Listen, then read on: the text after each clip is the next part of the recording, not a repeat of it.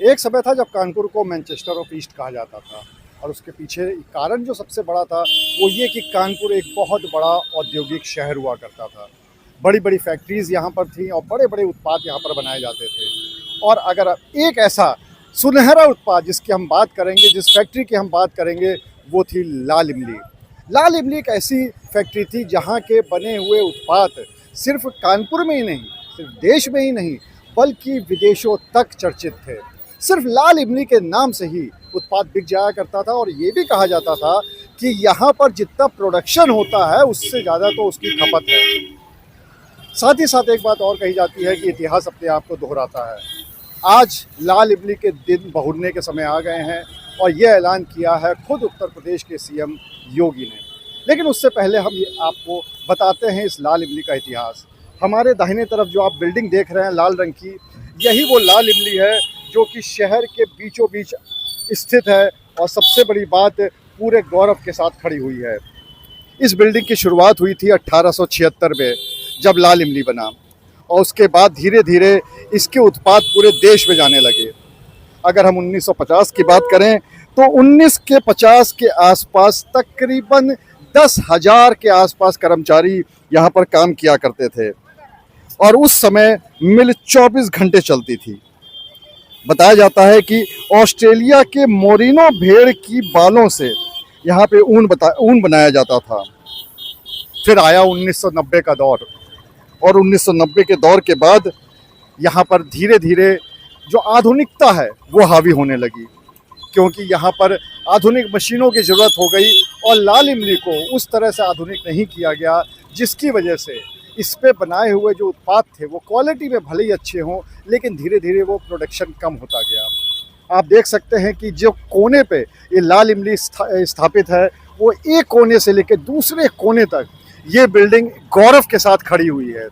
और ये एक सिर्फ कानपुर का ही गौरव नहीं था, बल्कि ये पूरे देश का गौरव हुआ करता था। फिर आता है 1996, जबकि यहाँ पर उत्पाद बंद हो जाता है। यहाँ पे पूरी तरह से प्रोडक्शन को बंद कर दिया जाता है, और उसके बाद शुरुआत होती है इस बात की कि इसको चलाया जाए कि ना चलाया जाए। तकरीबन यहाँ पर 30 महीने का वेतन कर्मचारियों का अभी भी बाकी है। यहाँ पर बीच में तकरीबन 300 करोड़ के आसपास इस बात के लिए दिए गए थे कि लाल इमली को फिर से शुरू कराया जाए। ब्रिटिश ज़माने का बना हुआ, 1876 में बना हुआ, अगर हम आपको दिखाने की कोशिश करें तो अभी भी वहाँ पर the British India company Kanpur, जिसकी स्पेलिंग उस समय के ज़माने की है, वो आज भी लिखी हुई है। और यहाँ पे खड़ा हुआ वो टावर, जो वॉच टावर जिसे कहते हैं, इसमें भले ही आज समय गलत बता रहा हो, लेकिन एक समय वो था कि जब यहीं की घड़ी देखकर दूर दूर से लोगों को पता चल जाता था कि समय क्या हुआ है। लेकिन आज दौर बदल चुका है, और वो दौर बदला है अच्छे के लिए। क्योंकि अगर हम बात करें तो सीएम योगी कानपुर आए थे, और उन्होंने यहाँ पर ऐलान किया कि लाल इमली को फिर से चलाया जाएगा। ये बहुत बड़ा ऐलान था उन कर्मचारियों के लिए जिनका परिवार यहाँ से पला है, उनके लिए जिनका वेतन अभी तक नहीं मिला है, और उनके लिए भी जो यहाँ के ग्राहक हुआ करते थे, जो सिर्फ लाल इमली के नाम से यहाँ पर सामान खरीदते थे, और सिर्फ इंडिया में नहीं बल्कि विदेशों तक। तो ये पूरी तैयारी अब की हो चुकी है। किस तरह की तैयारी है, किस तरह का यहाँ पे लाल इमली फिर से शुरू होगी, कैसे शुरू होगी, क्योंकि शहर के बीचों बीच में स्थित है, तो बीचों बीच में कोई भी फैक्ट्री नहीं चल सकती है, तो किस तरह से होगा, इस पे ये सारी जानकारी करने के लिए ये बहुत ज़रूरी है कि जो जनप्रतिनिधि हैं यहाँ के कानपुर के, जो सांसद हैं, उनसे भी बात की जाए। तो चलिए चलते हैं सांसद रमेश अवस्थी के पास, और उनसे जानने की कोशिश करते हैं कि ऐलान तो हो गया है, लेकिन इसकी शुरुआत कैसे होगी। तो हमने आपको ये तो दिखा दिया कि लाल इमली का इतिहास क्या था, और जैसा कि हमने कहा था, तो हमारे साथ इस पूरे मैटर पे बात करने के लिए मौजूद हैं कानपुर के सांसद रमेश अवस्थी जी। उनसे बात कर लेते हैं। सर, सबसे पहले तो ये जानना चाहेंगे कि योगी जी आए, उन्होंने ऐलान किया, आखिर उनके शब्दों में अगर पूछा जाए तो उन्होंने ऐलान क्या किया है? सबसे पहले यहीं से शुरुआत करते हैं। उन्होंने कहा कि लाल इमली की जो मांग थी कानपुर वालों की, और लाल इमली को हम प्रारंभ करेंगे, स्पष्ट उन्होंने घोषणा की। और मुझे लगता है कि कल का दिन कानपुर वासियों के लिए सबसे बड़ा दिन था, कि कानपुर वासियों का सपना था कि लाल इमली चालू हो, लाल इमली कानपुर की पहचान है, तो माननीय मुख्यमंत्री जी ने कानपुर की पहचान को वापस किया है। तो मुझे लगता है इससे बड़ा दिन और कोई नहीं होता। इसलिए मैंने माननीय मुख्यमंत्री जी को मीटिंग हो रही थी, उसमें मैंने बधाई दी, उनको धन्यवाद दिया अपनी तरफ से, सभी जनप्रतिनिधियों की तरफ से, कानपुर वासियों की तरफ से कि हमने आपका बहुत बहुत धन्यवाद कि आपने लाल इमली को चालू करके कानपुर की पहचान वापस कराई है। और साथ में लाल इमली की चालू होने से रोजगार मिलेगा। आपको पता है, मुझे लगता है कि 1950 तक अगर उसकी बात की जाए तो 1950 में 10,000 लोग काम करते थे। उसके बाद धीरे धीरे कम लोग हुए, क्योंकि पुरानी मशीनरी थी और जो सरकार थी, जो भी उस समय की सरकारें थी, नीयत नहीं ठीक थी।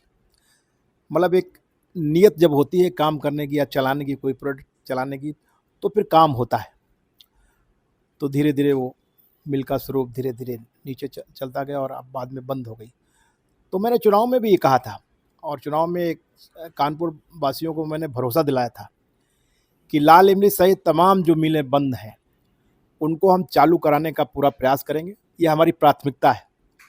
ये ज़रूर है कि लाल इमली को हम उसी स्वरूप में वापस चलाएंगे। साथ में और जो मिल हैं, चाहे एल्गिन मिल हो, टेफको है, इन मिलों का स्वरूप कैसे चेंज हो या उसमें हम और क्या कर सकते हैं, कि हम जगह बहुत है तो उनको कैसे कर सकते हैं और उनको क्या चला सकते हैं, उनमें क्या हम कर सकते हैं ताकि वहाँ उस जगह का हम सदुपयोग कर सकें और लोगों को रोज़गार मिल सके। हमारी पहली प्राथमिकता है कि लोगों को रोज़गार देने की। कि कानपुर आप जानते हैं कभी कभी लेबर सिटी के रूप में भी जाना जाता था कि बहुत मजदूर हुआ करते, इतने मजदूर कभी नहीं होता। और लाल इमली का तो एक बहुत बड़ा इतिहास है। द्वितीय विश्व युद्ध में जो ब्रिटिश आर्मी थी, उसमें जो भी वूलन के कपड़े थे वो सब लाल इमली की सप्लाई थी। आप देखिए हम लोगों के परिवारों में आप देखिए कि जब हम लोग कहीं शादी में जाते थे तो लाल इमली की शॉल गिफ्ट करते थे। लाल इमली का कंबल प्रसिद्ध था, मुझे लगता है हर घर में लाल इमली का कंबल जरूर हुआ करता था। तो लाल इमली से बने हुए सभी कपड़े बहुत उपयोगी थे। तो इसलिए निश्चित रूप से ये बड़ी हम सब लोगों के लिए अच्छी खबर है कि माननीय मुख्यमंत्री जी ने इसमें इनिशिएटिव लिया। और मैंने मांग की थी माननीय मुख्यमंत्री जी से, माननीय प्रधानमंत्री जी से, और मैं व्यक्तिगत रूप से जब लोकसभा चल रही तो मैंने माननीय गिरिराज सिंह जी जो मंत्री हैं इसके, उनसे मैंने 2 बार हमारी मीटिंग हुई और 2 बार मैंने कहा तो उन्होंने कहा कि नहीं, हम लोग लाल इमली को चालू कराने के पूरे प्रयास कर रहे हैं और भी जो मिल्स हैं उनका स्वरूप कैसे क्या हो सकता है उस पर भी हम प्रयास कर रहे हैं। और जल्दी वो मीटिंग करने वाले, अभी भी मैं जाऊँगा तो उनसे मुलाकात करूँगा। इसी बीच माननीय मुख्यमंत्री जी निरंतर कानपुर के विकास के लिए प्रतिबद्ध हैं, क्योंकि आप जानते हैं कि माननीय प्रधानमंत्री जी ने विकसित भारत का सपना देखा है। उसी विकसित भारत के विजन को आगे बढ़ाते हुए माननीय मुख्यमंत्री जी ने उत्तर प्रदेश को विकसित उत्तर प्रदेश करने का संकल्प लिया है। कानपुर वासी चाहते हैं कि कानपुर का विकास हो, कानपुर भी विकसित कानपुर बने, क्यों आप सबको पता है कानपुर का गौरवशाली इतिहास रहा है। कानपुर कभी मैनचेस्टर ऑफ ईस्ट कहलाता था। कानपुर देश के 5 बड़े शहरों में शामिल था, लेकिन कानपुर को वो नहीं मिला। आज़ादी के बाद अगर बात की जाए तो कानपुर को वो हासिल नहीं हुआ जिसका वो हकदार था। आज छोटे छोटे शहर भारत के मानचित्र में विकसित शहरों की श्रेणी में आ गए, लेकिन कानपुर जस का तस। हाँ, ये जरूर है कि जब से हमारी डबल इंजन की सरकार आई है, देश में माननीय नरेंद्र मोदी जी प्रधानमंत्री बने, उत्तर प्रदेश में योगी आदित्यनाथ जी मुख्यमंत्री बने, तब से कानपुर के विकास की गति बढ़ी है, विकास का पहिया बढ़ा है। चाहे मेट्रो है या तमाम और योजनाएं, विकास की योजनाएं चालू हुई, उस पर उन्होंने एक विजन के साथ वो कानपुर का विकास चाहते हैं। माननीय प्रधानमंत्री चाहते हैं, माननीय मुख्यमंत्री चाहते हैं कि कानपुर का विकास हो, कानपुर विकसित शहर बने। और मैं आपको भरोसा दिलाना चाहता हूँ कि मैं कानपुर वासियों का भी बहुत बहुत धन्यवाद देना चाहता हूँ, उनका आभार व्यक्त करना चाहता हूँ कि उन्होंने किस बड़ी विपरीत परिस्थितियों में दिन रात एक करके मुझे कानपुर का सांसद बनाया और मुझ पर भरोसा जताया। तो मैं आपसे ये जरूर वादा करता हूँ, कानपुर के लोगों से वादा करता हूँ कि उन्होंने जो मुझ पर भरोसा किया, उस भरोसे में मैं खरा उतरने का प्रयास करूँगा। और ये भी मैं उन्हें भरोसा दिलाना चाहता हूँ कि माननीय नरेंद्र मोदी जी के नेतृत्व में, माननीय योगी आदित्यनाथ के नेतृत्व में कानपुर विकसित कानपुर बनेगा और कानपुर में जो 50 साल में नहीं हुआ वो 5 साल में होगा। ये मैं आपसे वादा करता हूँ। लेकिन सर एक बात और है कि आखिर ये एल्गिन मिल सॉरी लाल इमली चलेगी कैसे? क्योंकि अगर आज की बात करें तो शहर के अंदर कोई फैक्ट्री नहीं चल सकती, कोई औद्योगिक इतना बड़ा जो फैक्ट्री है उसको नहीं चलाया जा सकता। तो फिर आखिर ये किस तरह से चलेगी? प्रोडक्शन कैसे होगा?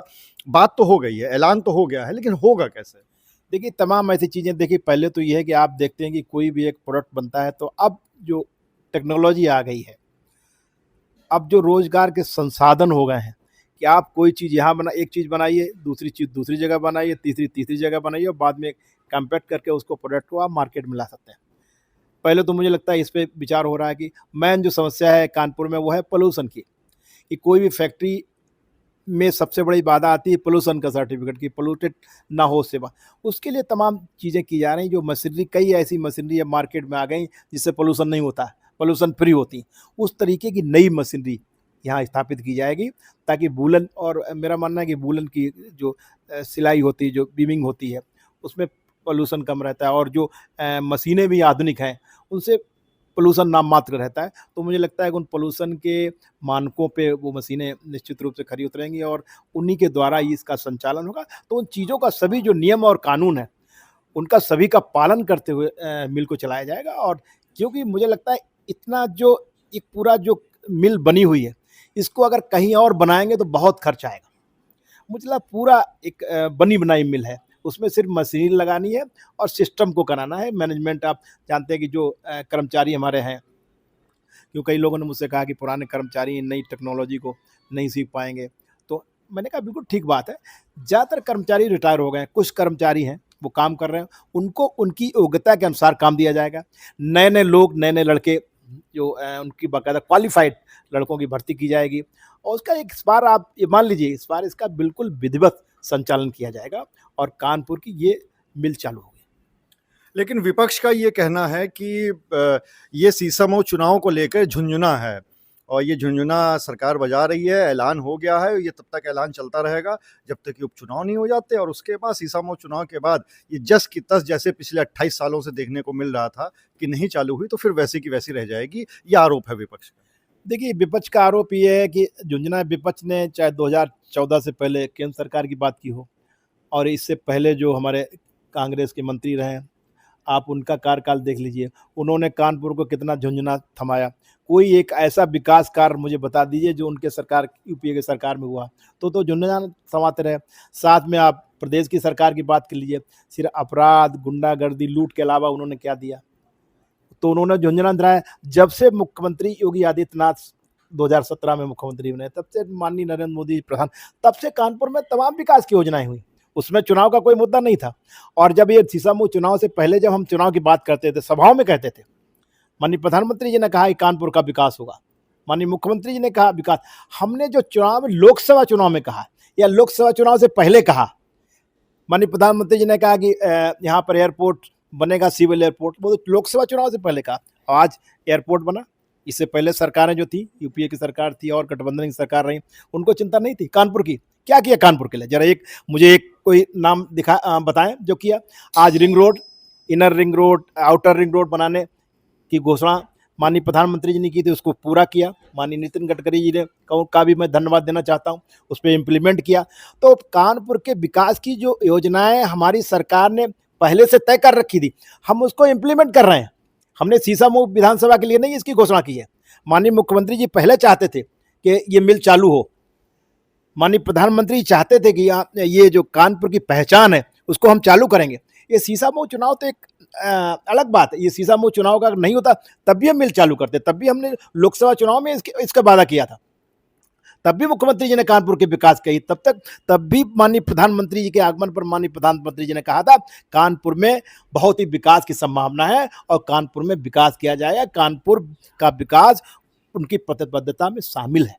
वो चाहते हैं कानपुर विकसित कानपुर बने। हम सब लोग चाहते हैं कानपुर विकसित कानपुर बने। मैं फिर आपसे कहता हूं कि आपको माननीय प्रधानमंत्री जी के नेतृत्व में, माननीय मुख्यमंत्री के नेतृत्व में कानपुर विकसित कानपुर बनेगा और सुरक्षित कानपुर भी बनेगा। चलिए, आपने बता तो दिया रोड मिल चालू होगी, ये सीसामऊ में जीत का सिलसिला कैसे चालू होगा? 22 साल का सूखा है, सारी कोशिशें आप लोग कर चुके, लोकसभा में बुरी हार देखने को सीसामऊ विधानसभा से मिली है।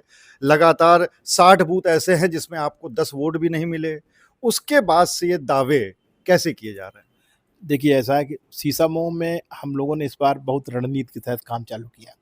पिछली बार जो लोग थे, जनप्रतिनिधि थे, आप उनका काला इतिहास देखते हैं।